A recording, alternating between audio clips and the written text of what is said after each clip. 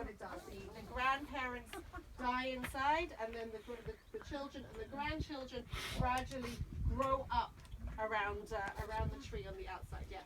Does that mean it's dead? We're dead in the middle? Yeah, the middle is dead. When you walk past, you'll look in, you'll see the middle is dead, and each time you'll see new types of roots.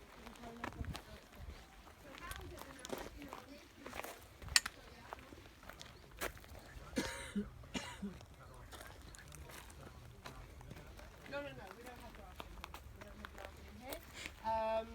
But just so you know, the branches which are coming out from the trunk, those in